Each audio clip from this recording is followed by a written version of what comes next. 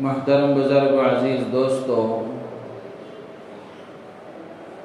ذی الحجہ کا مہینہ چل رہا ہے اور عید الاضحیٰ بھی الحمدللہ ہو چکی ہے۔ صاحب نصاب اللہ کے خوش نصیب بندوں نے اپنی اپنی قربانیاں بھی انجام دے چکی ہیں۔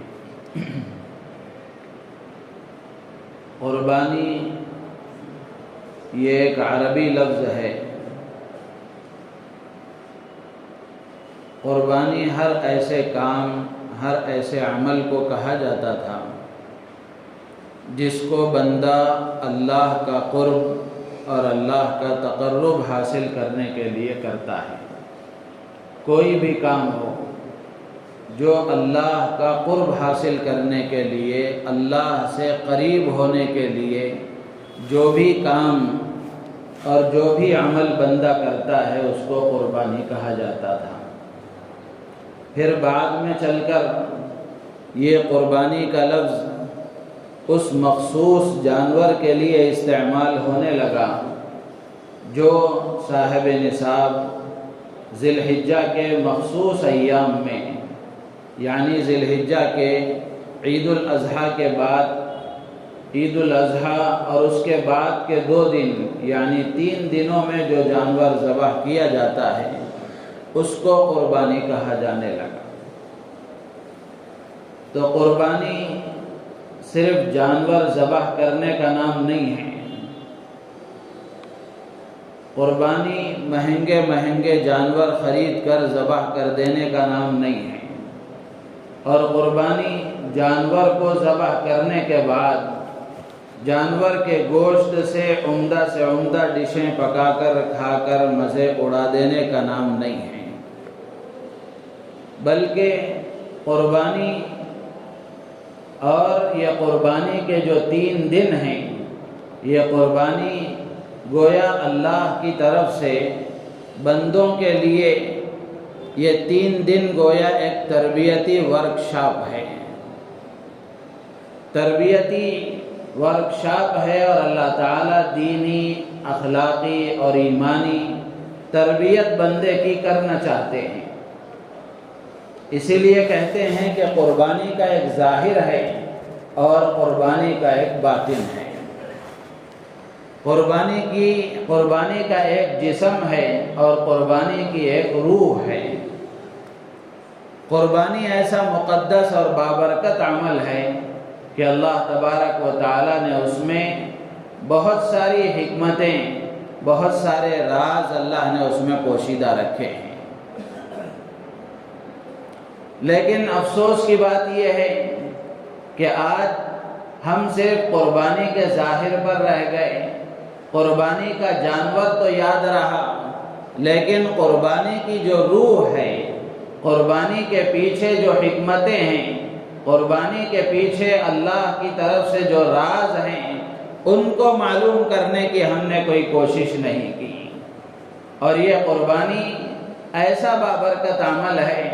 کہ اس قربانی کے ذریعے سے اللہ تبارک و تعالی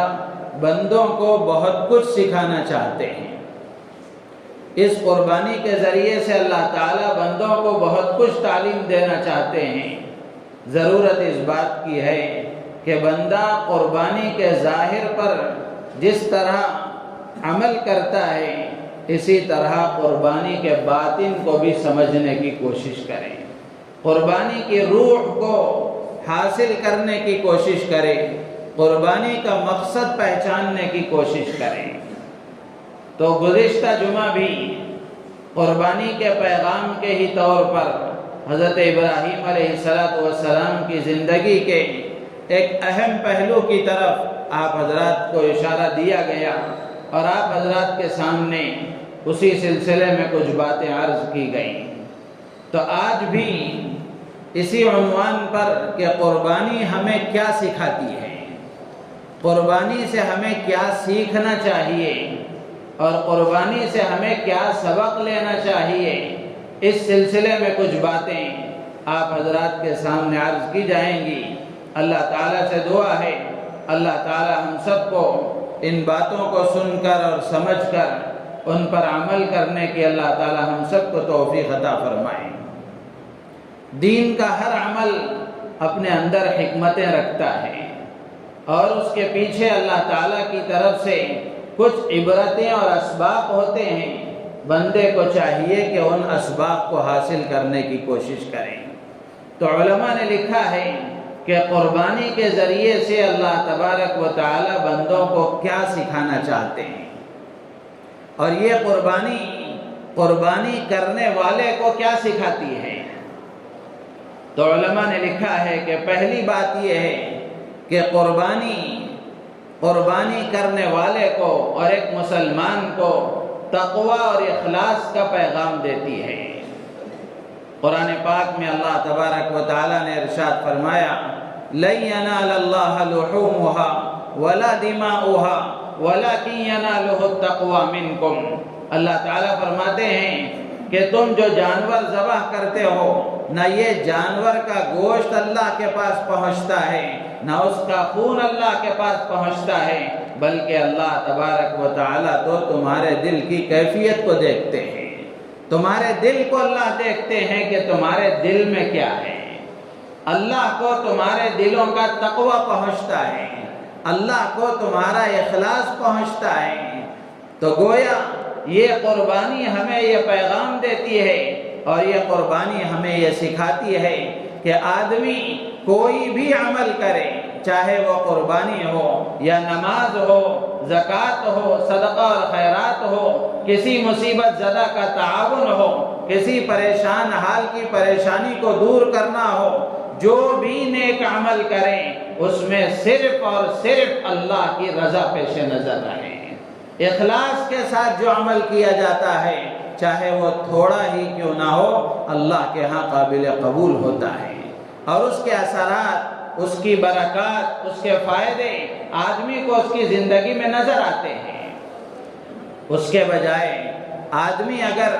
بڑے سے بڑا عمل کر لے لیکن اس میں اللہ کی رضا پیش نظر نہ ہو، دکھاوا، شہرت، عزت اگر مقصود ہو، تو پھر وہ عمل اللہ کے ہاں قبول نہیں ہوتا۔ اس کی جو برکتیں ہیں آدمی اس سے محروم ہو جاتا ہے، اس کے جو اچھے اثرات ہیں اس سے آدمی محروم ہو جاتا ہے، اور اس کے جو فائدے ہیں ان فائدوں سے آدمی محروم ہو جاتا ہے۔ تو یہ قربانی ہمیں یہ سکھاتی ہے کہ ہم پورے سال زندگی بھر جو بھی نیک عمل کریں وہ صرف اور صرف اللہ کے لیے کریں، صرف اور صرف اللہ کے لیے کریں، اس میں کسی اور کو دکھانا مقصود نہ ہو، کسی اور کے سامنے شہرت مقصود نہ ہو۔ لیکن آپ نے بھی دیکھا ہر سال ایسا منظر نظر آتا ہے، اور ہر سال دیکھنے میں آتا ہے کہ کتنے مسلمان ایسے ہیں جو مہنگے مہنگے جانور خریدتے ہی اس لیے ہیں تاکہ لوگ ہمارا اسٹیٹس سمجھیں، لوگوں کو ہماری مالی حالت معلوم ہو، اور لوگوں کے درمیان میں ہمارا نام ہو، ہمارے جانور کا چرچا ہو، اور ہماری بڑائی، ہماری عزت ہو۔ اس کے لیے قربانی کے جانور اپنی حیثیت سے بھی زیادہ مہنگے مہنگے خریدے جاتے ہیں۔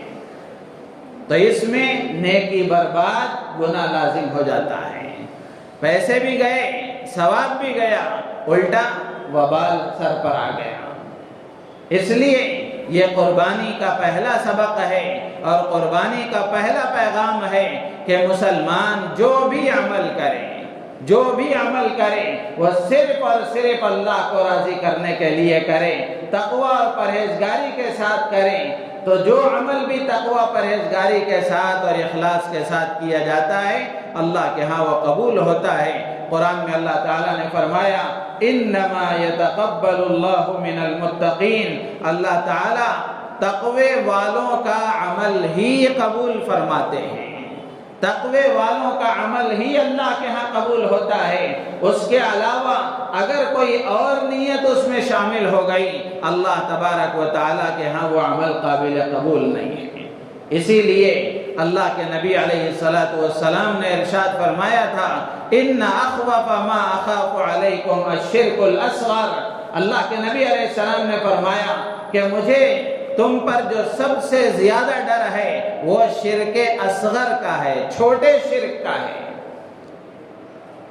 قالوا وما الشرك الاصغر یا رسول اللہ، صحابہ نے پوچھا ہے اللہ کے رسول یہ شرک اصغر کیا ہے، چھوٹا شرک کیا ہے؟ اللہ کے نبی علیہ السلام نے فرمایا الریا، دکھلاوا، نام و نمود کی، شہرت کی اور ہوس اور اس کی خواہش، یہ آدمی کو اللہ سے دور کر دیتی ہے اور اس کے عمل کا ثواب ضائع کر دیتی ہے۔ تو اس لیے اللہ کے نبی نے فرمایا کہ مجھے تم پر سب سے زیادہ ڈر اسی بات کا ہے کہ تم شرک اصغر میں مبتلا ہو جاؤ گے، بڑے شرک میں اللہ کے ساتھ تو کسی کو شریک نہیں ٹھہراؤ گے کہ اللہ بھی ایک خدا ہے یا فلاں بھی ایک خدا ہے، اس کا تو ڈر نہیں ہے، لیکن البتہ اس بات کا ڈر ہے کہ تم چھوٹے شرک میں مبتلا ہو جاؤ گے۔ وہ چھوٹا شرک کیا ہے کہ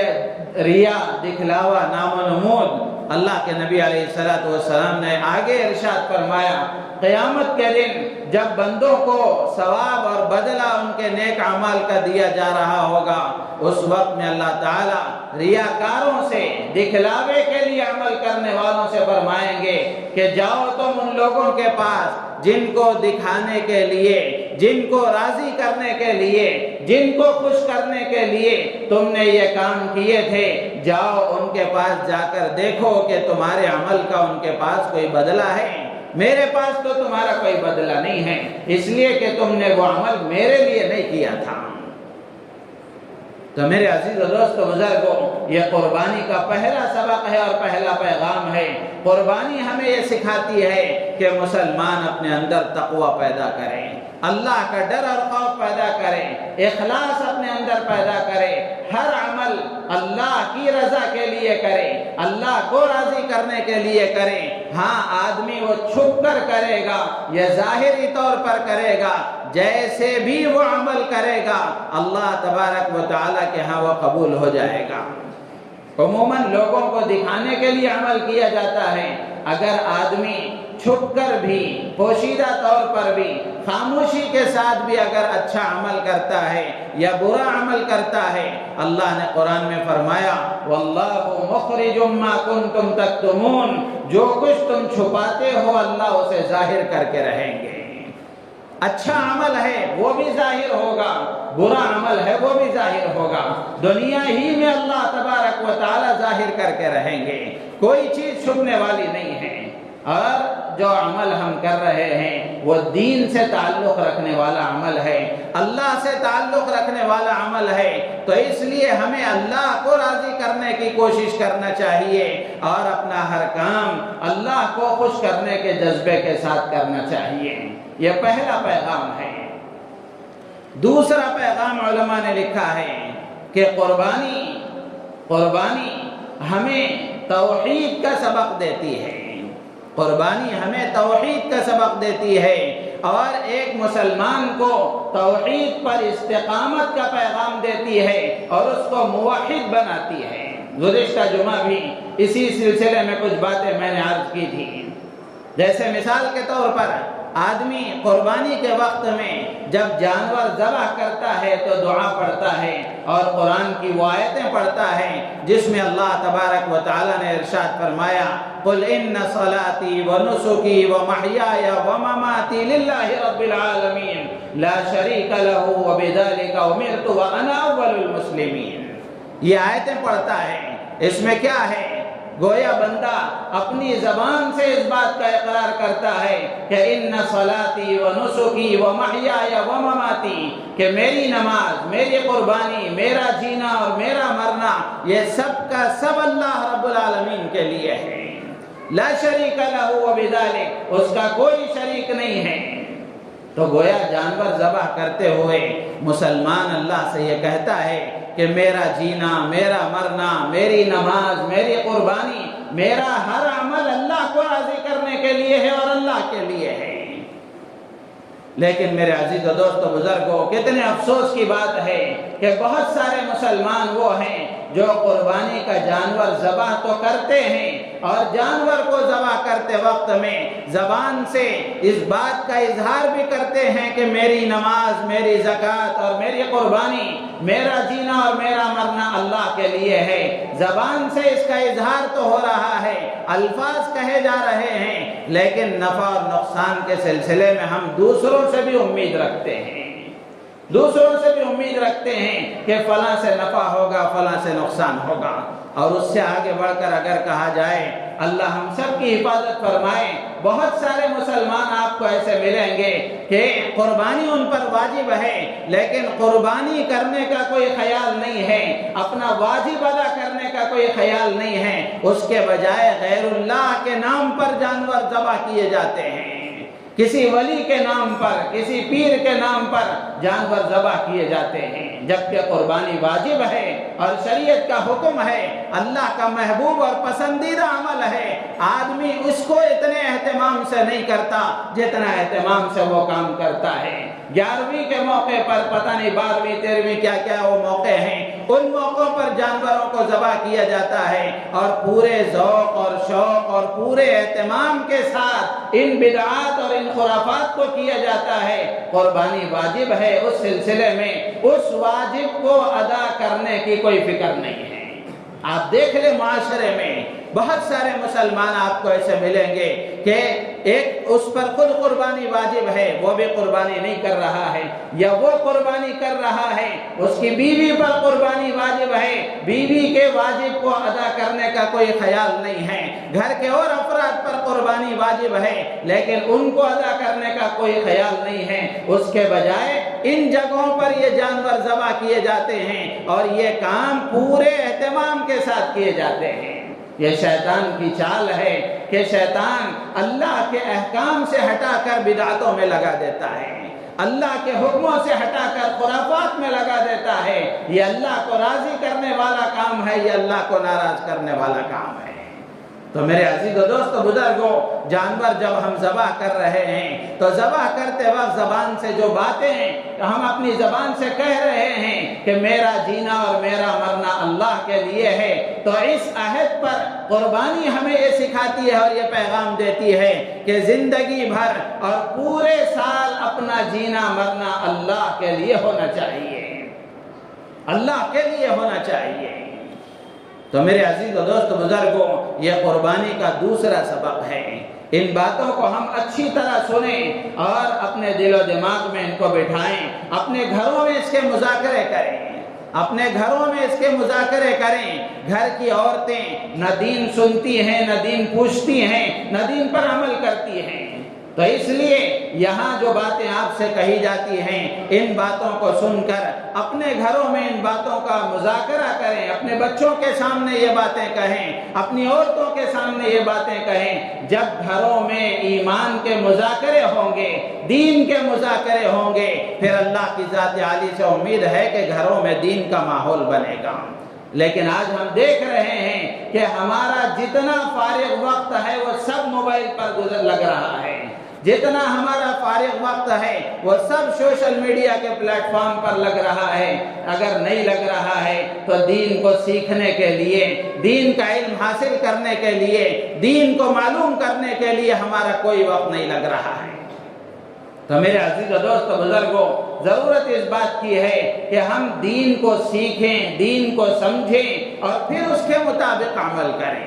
اس لیے کہ ہمارا دین سلیقے کا دین ہے، طریقے کا دین ہے، ڈھنگ سکھاتا ہے، طریقہ اور سلیقہ سکھاتا ہے۔ تو ہر کام میں طریقہ معلوم کرنا یہ مسلمان کی ذمہ داری ہے۔ تو یہ دوسرا پیغام ہے اور دوسرا سبق ہے قربانی کا، کہ قربانی ہمیں توحید کا سبق دیتی ہے کہ زندگی بھر میں یہ سبق ہمیں یاد رہنا چاہیے کہ میرا جینا اور مرنا اللہ کے لیے ہے، میرا ہر عمل اللہ کے لیے ہونا چاہیے۔ تقوی اور اخلاص اور توحید، یہ دو پیغام قربانی کے ہیں۔ تیسرا پیغام یہ ہے کہ قربانی کے لیے جانور خریدنے کا موقع آتا ہے تو جانور خریدتے ہوئے ہم یہ دیکھتے ہیں کہ قربانی کا جانور ہر طرح کے عیب سے پاک ہو، ہر طرح کی کمی کوتاہی سے، نقص سے پاک ہو،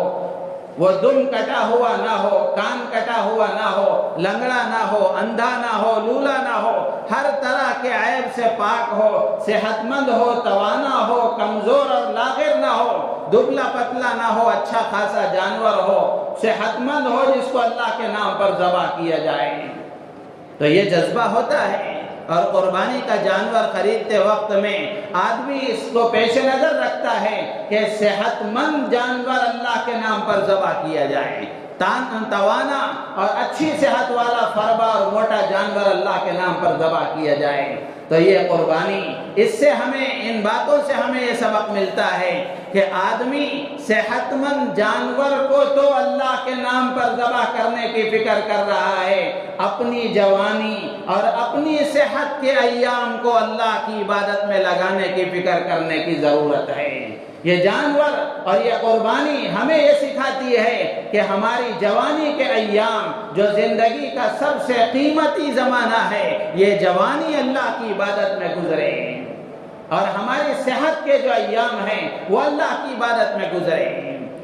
آج میرے عزیز و دوست بزرگوں، ہمارا نوجوان طبقہ، ہمارے نوجوان لڑکے اور ہماری نوجوان لڑکیاں،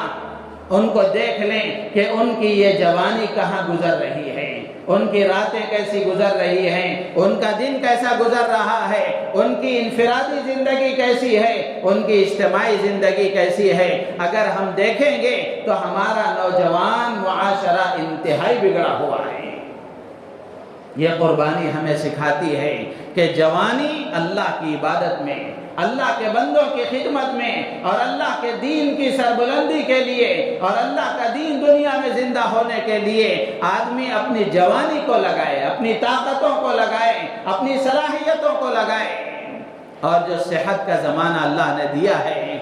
جو صحت کا زمانہ اللہ نے دیا ہے، اس کو ہم اللہ کی عبادت میں لگائیں۔ آج ہمارا جوان بڑھاپے کا انتظار کرتا ہے کہ جب بڑھاپا آئے گا تو کچھ نمازیں اور کچھ عبادت کر لیں گے، اور صحت کے زمانے میں آدمی بیماری کا انتظار کرتا ہے کہ بیماری آئے گی تو کچھ اللہ اللہ کر لیں گے۔ میرے عزیز و دوست بزرگوں، یہ قربانی ہمیں سکھاتی ہے کہ ہم جس طرح صحت مند جانور اللہ کے نام پر ذبح کرنے کی ہم فکر کر رہے ہیں، اسی طرح ہماری صحت کا زمانہ اللہ کی عبادت میں گزرے، ہماری جوانی اللہ کی عبادت میں گزرے۔ بڑھاپے میں تو آدمی ہر حال میں جھک ہی جاتا ہے۔ شیخ سعدی رحمت اللہ علیہ بڑے بزرگوں میں گزرے ہیں اور بہت بڑے صلحاء میں گزرے ہیں، وہ فرماتے ہیں، در جوانی توبہ کردن شیوہ پیغمبری است۔ فارسی میں، فارسی کی دو مشہور کتابیں ہیں ان کی، بڑی نصیحت بھری کتابیں، بڑی نصیحت بھری باتیں اس میں ہیں کہ در جوانی توبہ کردن شیوہ پیغمبری است۔ شیخ سعدی فرماتے ہیں کہ جوانی میں توبہ کرنا، جوانی میں اللہ کی عبادت کرنا، جوانی میں اللہ کی اطاعت کرنا، جوانی میں اللہ کی شریعت کے مطابق زندگی گزارنا، یہ پیغمبروں کا طریقہ ہے، یہ پیغمبروں کا طریقہ ہے۔ پھر آگے فرماتے ہیں کہ ورنہ جوانی کا زمانہ اگر گزر جائے تو ورنہ بڑھاپے میں تو ظالم بھیڑیے کو بھی عقل ٹھکانے پر آ ہی جاتی ہے، ورنہ ظالم بھیڑیا بھی بڑھاپے میں پرہیزگار بن جاتا ہے۔ تو اس لیے اپنی جوانی کے زمانے کو نوجوانوں سے بطور خاص عرض کروں گا کہ آج ہمارا وقت موبائل کے پیچھے، خرافات کے پیچھے اور بیکار گفتگوؤں کے پیچھے اتنا گزر رہا ہے کہ نہ ہم دنیا کما رہے ہیں، نہ دنیا میں ترقی کا کوئی کام کر رہے ہیں، اور نہ ہی اپنی آخرت سنوار رہے ہیں، دونوں سے غافل ہیں۔ چلو آخرت بگڑ رہی ہے، بہرحال کم سے کم دنیا بن رہی ہے، وہ بھی نہیں ہے۔ آج دیکھ لیں نوجوانوں کو چوراہوں پر، ادھر ادھر نکڑوں پر، ہوٹلوں کے پاس اور پتہ نہیں پارکوں کے پاس، ادھر ادھر ان کی جوانی کے قیمتی ایام گزر رہے ہیں۔ اور جوانی ایسا قیمتی زمانہ ہے کہ جوانی کے بارے میں قیامت کے دن مستقل سوال ہوگا، اللہ مستقل پوچھیں گے۔ اللہ کے نبی علیہ السلام نے فرمایا کہ 5 سوال جب تک کسی بندے سے نہ کر لیے جائیں اور ان کا صحیح جواب جب تک نہ مل جائے، آدمی اپنی جگہ سے قدم نہیں ہلا سکتا، وہاں سے ہٹ نہیں سکتا۔ اس میں اللہ کے نبی نے فرمایا کہ پوری زندگی کے بارے میں مطلق سوال بھی ہوگا کہ ہم نے تجھے زندگی دی تھی، تو نے کہاں گزاری۔ پھر آگے اللہ کے نبی فرماتے ہیں کہ خاص طور سے جوانی کے بارے میں سوال ہوگا کہ جوانی جیسا قیمتی زمانہ ہم نے تجھے دیا تھا اور جوانی میں طاقتیں مضبوط ہوتی ہیں، تو یہ طاقتیں تو نے کہاں لگائیں۔ میرے عزیز دوست بزرگوں، نوجوانوں سے بطور خاص عرض کروں گا کہ ذرا تنہائی میں بیٹھ کر سوچیں کہ کیا یہ جوانی میں دی ہوئی طاقتیں اللہ کی نافرمانی میں لگانے کے لیے تھیں؟ یہ آنکھوں میں دیکھنے کی طاقت اللہ نے اس لیے دی تھی تاکہ ہم اللہ کو ناراض کرنے والے مناظر دیکھیں۔ یہ کان میں سننے کی اچھی صلاحیت اللہ نے اس لیے دی تھی کہ ہم ان سے غلط باتیں سنیں۔ یہ زبان میں بولنے کی صلاحیت اللہ نے اس لیے دی تھی تاکہ ہم ان سے غلط باتیں کہیں، اور یہ ہاتھ و پیر کی طاقت اللہ نے اس لیے دی تھی کہ ہم ان سے غلط کاموں میں ان صلاحیتوں کو استعمال کریں اور ان طاقتوں کو لگائیں۔ تنہائی میں بیٹھ کر سوچیں، آدمی کی اندر کی جو فطرت ہے، اندر کا دل اس کا گواہی دے گا کہ جس طرح سے زندگی گزر رہی ہے یہ اللہ کی طاقتوں کی ناشکری ہے، اللہ کی دی ہوئی نعمتوں کی ناشکری ہے۔ تو میرے عزیز و دوست بزرگوں، جس طرح صحت مند جانور ذبح کرنے کی فکر ہے، اسی طرح اپنی صحت کا زمانہ اللہ کی عبادت میں لگانے کی فکر ہونی چاہیے، اور اپنی جوانی کا زمانہ اللہ کی عبادت میں لگانے کی فکر ہونی چاہیے۔ اور بھی باتیں ہیں اگلی جمعہ کی جائیں گی۔ اللہ تعالیٰ سے دعا ہے اللہ تعالیٰ ہم سب کو ان باتوں پر عمل کی توفیق عطا فرمائے، ہماری نیتوں میں اخلاص پیدا فرمائے، اور قربانی کے ان اسباب کو اور قربانی سے حاصل ہونے والے عبرتوں کو اللہ تعالیٰ ہمیں سمجھنے اور اس کے مطابق عمل کرنے کی توفیق عطا فرمائے۔ آمین۔ وآخر دعوانا الحمدللہ۔